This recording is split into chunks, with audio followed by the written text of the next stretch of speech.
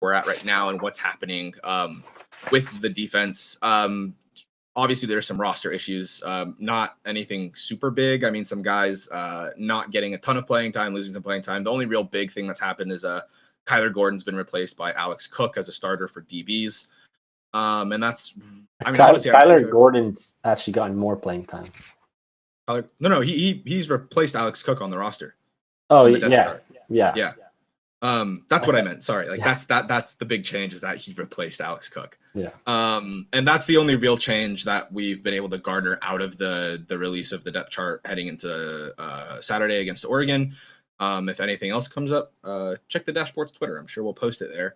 But in good news, I think there are some changes incoming. Before I throw it over to you, Nathan, something I just wanted to point out that I think was really interesting was that the day after the game, the defensive line coach and co-defensive coordinator, Malloy, said that his D-line just didn't live up to standard and that he took that very personally, that like his D-line didn't live up to their own standard.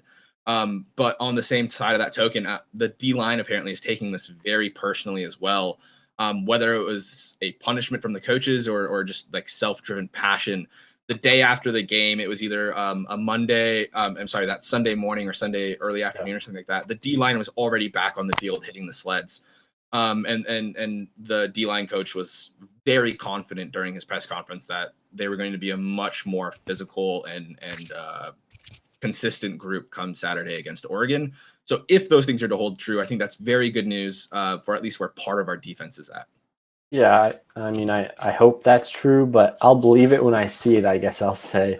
Because the defense so far, this was clearly their worst game overall, I guess you could say. They struggle against the run as they have in almost all the games except for Arizona. I mean, they allowed 191 rushing yards. Looking at other games against Utah, it was 215. OSU was 167. And then, of course, Arizona was only 72 because Arizona got in such a deep hole early on. But overall, they just can't stop the run for whatever reason. Stanford averaged 4.8 yards a carry. And another issue that hadn't been happening in the previous games, but was the third down conversion rate. Stanford was 10 for 13 on third down. And that they were 10 for 12 until they didn't convert one on their last drive, which they then converted on 4th and 1 or something. So they nearly converted every third down they needed to. And the UW defense was just on the field for more time than the Husky offense, which is never a good sign. And Stanford simply ran down their necks. I don't know why that is. You look at some of these players on the Husky defense, and you'd think it'd be great. Ulafosio, a great linebacker. And then you look at in the middle, they've got Tuli Latuligasenoa, Josiah Bronson, Sam Tamani, kind of the three leaders, all great players on paper, I guess. But through these games, they just haven't been able to. And you mentioned what the coach said, not being kind of physical enough. And what I've seen is the same.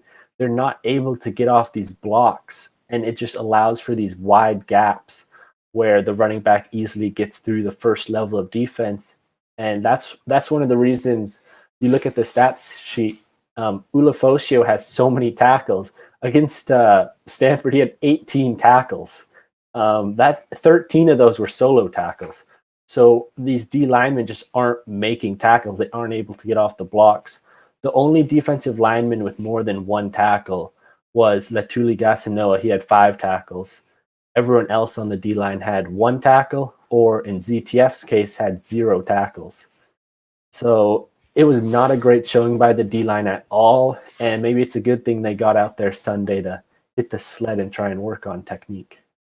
Yeah, I think they might have needed it, because when you have a team come out of a weekend with a dub and all of those rushing attempts and yards, and your D-line, like one guy has more than 1 tackle, and even then it's only 5. Like something happened between the offensive tackles on the defensive side of the ball that should not, or I guess in this case, just something didn't happen, because that's what it looks like with those stat lines for tackles and whatnot.